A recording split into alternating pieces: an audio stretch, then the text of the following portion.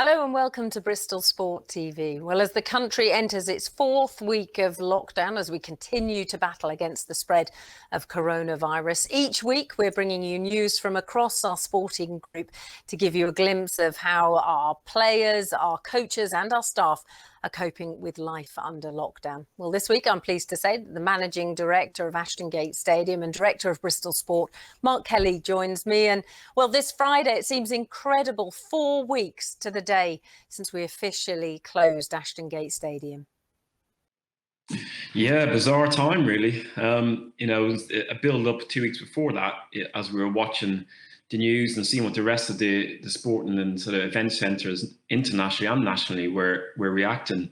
We had about 2 weeks to plan what we were going to do in how we're going to operate the stadium, if we're going to close, if we're going to stay open, what we're going to do with our 145 full-time staff across Bristol Sport and Ashton Gate.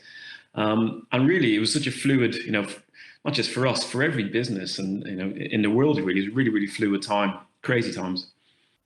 Yes, and I'm sure a lot of people that are watching from home who perhaps run their own companies or work for large organisations will be able to appreciate what we've come through. The stadium that is usually so busy, 24 hours a day, 7 days a week, for it to come to a complete standstill almost overnight.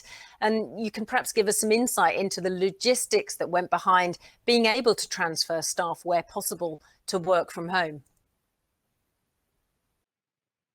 Yeah, we're in the events business, and whether it be a football game, a rugby game, a wedding, somebody in the coffee shop, somebody coming into the store to buy a jersey, we are a destination. So it was difficult to really understand how we could operate within this environment. But as I say, we took 2 weeks to really track it and to look at it, and credit to some of our suppliers, but iTech, who's our IT partner. PTI and Blackstar, they all did a fantastic job. And, we did 3 stages, and stage 1 was our contingency planning and seeing what this means for us. Stage 2 was, I think on the Monday before the absolute close down, was the starting of phasing the office. And that was removing 20-25% of our full-time employees. When I say removing, working from home. And that worked seamlessly. We tested that on the Monday and Tuesday, Wednesday. Again, keeping our eye on the news. I suppose we assumed the next step was a full close down, so we were ready for that. And as soon as we got the nudge on Friday, we were able to go into stage 3, and that was full working from home for all of our back office team. Yeah, well, you've talked about some of the partners, the technological partners that have helped us do this transition to working from home. Of course, one of the big areas, of course, Bristol City was still on sale with their season cards. That whole ticketing customer service side of things moved to remote working. Yeah, it's fascinating. And, I'm sitting at home on most days now thinking what the new world looks like and how we're going to start to operate as an industry in the new world. We very seamlessly picked up our bags and operated from home, and Supporter Service is a great example. Ryan Corrigan and his team were able to essentially run the office from each of their individual homes and take calls from supporters and answer emails and sell season tickets to some effect. So it's a great test of perhaps what the future looks like, and it also shows resilience and a lot of hard work that went in behind the scenes to make this happen. And I was very proud to see on the Monday after the Friday, we had a round robin phone call with some of the head of departments. It was fascinating to hear they were getting 50, 60 calls and support the services, just even answering questions. And let's not forget here, Ashton Stadium, Bristol City's been around for 125 years. The stadium is a big part of people's lives, and not just our employees, but also Bristol community and South Bristol and Bedminster and all around us. And to have to shut the stadium, it doesn't just affect us as a bunch of employees, it affects the fans. And that's something we have to be really, really sensitive about. And also at the same time, it gives me confidence that when we do open, we're going to open with gusto and invite everybody back. But yeah, I mean, it's incredible, to come back to your point, it was incredible how we were able to transit the office from one day to working from home. And credit to all our suppliers, but credit to our head of departments and to the group really to facilitate this. Well, you talked about a number of different phases there, Mark, of phasing down the closure of Ashton Gate. But as soon as we had entered that final closure of Ashton Gate, we entered the next stage, which was how could the stadium be of practical use to people? And almost immediately, the stadium was back open for charities to be able to use the concourses and its space as actually a food packaging production space. Yeah, and I think, look, one of my objectives since 5 years to when we reopened the stadium was to be a big part of the community, and that came from Steve Lansdown direct. Yeah, as soon as we closed and everybody worked from home, Steve's question was, well, and John Lansdown, what can we do here? What can we do to help the community, and how do we do this in a targeted way? Well, it was targeted, as you say, very quickly. By Monday, the sports bar was up and running for Feed Bristol's Homeless. Very quickly as well, Box E from Wapping Wharf was partnering with Bristol Food Union to prepare care packages in the South Stand. And then, of course, the big national charity FareShare is using the Lansdowne Concourse now as its second largest warehouse distribution unit in the Southwest. Yeah, that's right. And we're delighted to support it. It's great to see the Lansdowne concourse in use. I was in there last week. I had to go in, and it was great to see it packed to the rafters, and to be able to support these charities in these times is brilliant. And it just goes back to our original vision of helping the community where we can. Well, last week we've talked about how the teams have all stayed in touch, as in the Bristol sport team, Ashton Gate, and also, of course, the sporting group.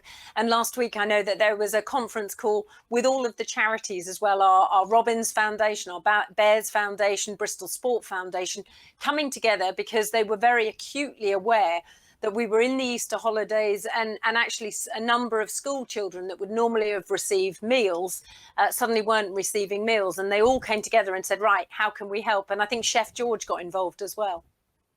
Yeah, and I think this is a great example of where you see the power of the Bristol Sporting Group. Going back to Steve's original vision, it was very powerful to have, from Steve Lansdown down and all the chiefs of, with Mark Ashton, Mark Tainton, Martin Griffiths, John Lansdown, all on a call to see what can we do, and how do we get the right level of impact into the local area. But as I say, this illustrates the power of Bristol Sport as a group, and the power of us all getting together and using sport, using the venue, using our contacts to really help the community during this crisis. Yeah, and I think more is going to develop from that over the coming weeks, of course, while the Easter holidays keep going on for a couple more weeks as still. We've had some news out over the last 48 hours or so about some of the European countries starting to look to ease the lockdown and talking about life after COVID. Of course, not least the economic impact that we're going to see ripple across Europe and, of course, the world. What are your thoughts on how businesses here in the UK and the stadium are going to recover from this? Because, of course, at the moment, we still have no idea of timings.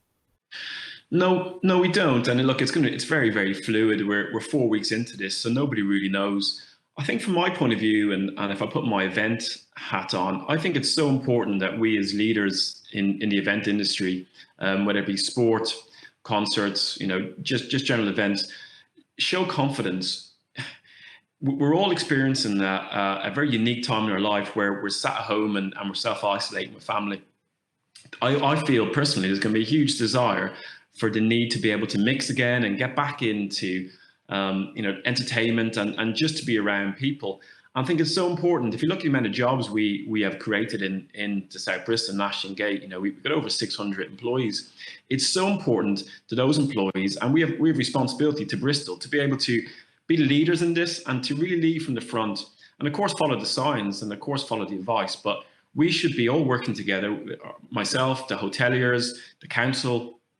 We should be working as a group and seeing, well, what can we do here? And we got some great people in Bristol, the Balloon Festival and all these great events and festivals. We should all be talking, and I'm in touch with a few at the moment, and we should be talking and really planning on what we can do to show confidence and ensuring that we're able to facilitate, I think, what people are going to want. Well, you talk about showing confidence. Of course, the one thing we do know for definite is sport will return back to Ashton Gate. We will see Bristol City. We will see Bristol Bears. The Flyers will be playing again at SGS at some point. it's important as a venue that we do open as soon as we can. And the traditions, the legacy, those 125 years of family traditions, week in, week out, and come back to the stadium. And, they're not always really happy results in terms of the games, but it's a tradition, and we have a responsibility, again, that as soon as we can open is to open these doors and get people in and get back to some sort of normality. Yes, we all can't wait to get back to some kind of normality. But of course, the last few weeks have given us a chance to reflect on some of the glory days here at Ashton Gate and some of the games that we've watched again this week. In particular, there's an anniversary for both Bristol Bears and Bristol City. Bears celebrating back in 2018 when they won promotion back to the top flight of the Premiership, when they clinched that against Doncaster. And on April the 18th, it was in 2015, Bristol City clinched that League One title in front of a sellout crowd here at Ashton Gate. It was brilliant, but of course it was only halfway through the rebuild as well. Yeah, great. Time flies, eh? I think it's important actually to reflect on this, because at the same time that was going on, if you remember, the sports bar and the South Stand was very much a shell. And I think, it's a good metaphor to where we were 5 years ago and how we rebuilt the stadium and what we did and what we've achieved on the pitch, off the pitch, and as a city in these last 5 years. And this should give us the energy and the passion, the focus that, these days will return. We will be doing concerts. We will be doing large events. We will be doing sellout crowds for Bristol City and for Bristol Bears. So it's a great reflection to look back on that and to look forward for the future. Yeah, I remember doing an interview with our chairman, Martin Griffiths, and him describing this sort of designed area of the sports bar. And we're stood in just a shell, and he's talking about the fact that, there's this aspiration that it will become this real hub before and after games. And so it came to be true. And also, of course, Martin, very preoccupied now with the Sports and Convention Centre build. So the next phase comes. Yeah, I mean, it's great. Our plans for £100 million development next door, and the basketball arena, the hotel, the development that goes with it. It's a sign of confidence that we should be looking at, and we should be talking about, and we should be engaging the city as soon as we can, and getting the excitement back up that when normality returns, and it will, that we will become, the largest venue within South West to do these type of events. And I think the amount of employment that this is going to create and the economic benefit of us as both a venue, a stadium, a hotel, a basketball arena, it is so important. And we're very lucky to have the support of the Lansdowne family behind us to be able to do this.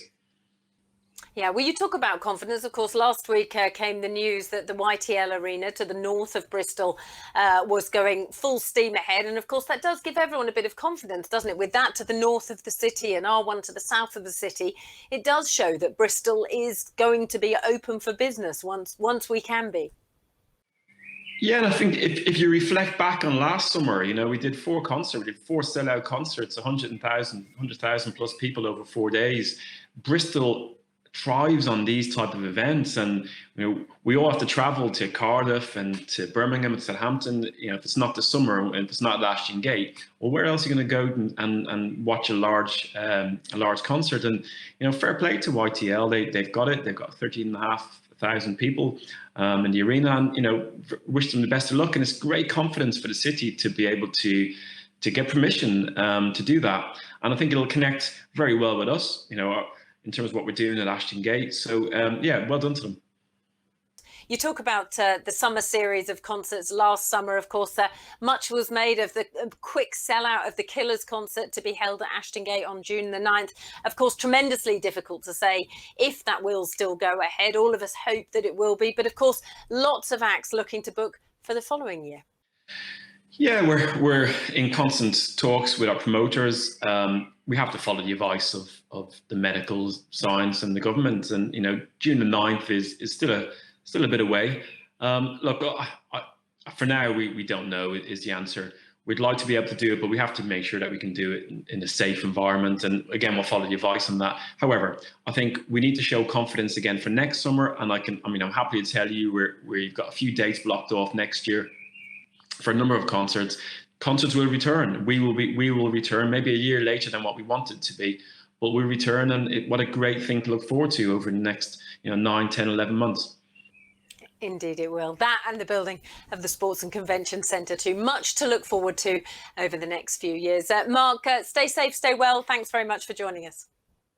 Thank you. Well, as we mentioned, a big week for both Bristol City and Bristol Bears as they celebrate respective anniversaries of promotion. Bristol City, as we say, back up to the Championship, and Bristol Bears winning that promotion back to the Premiership with that home game against Doncaster. And just a few days after that, in 2018, there was the small matter of this.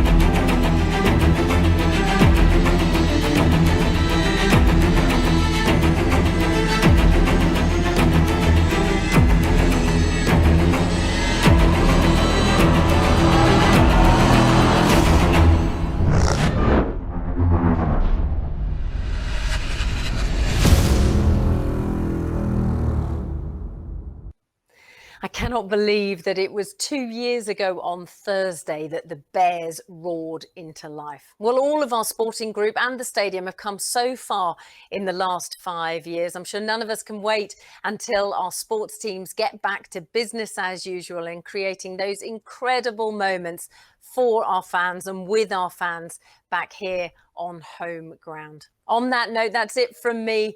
Stay home, stay safe, stay well. And I'll leave you with this.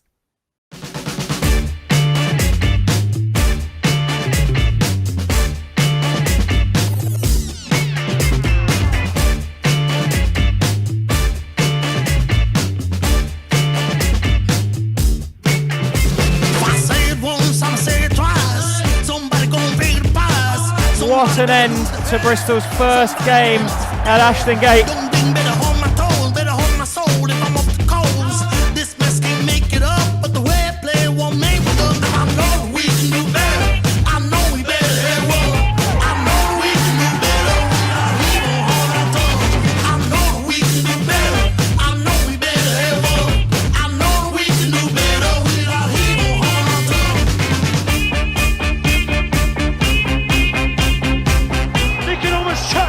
Rugby.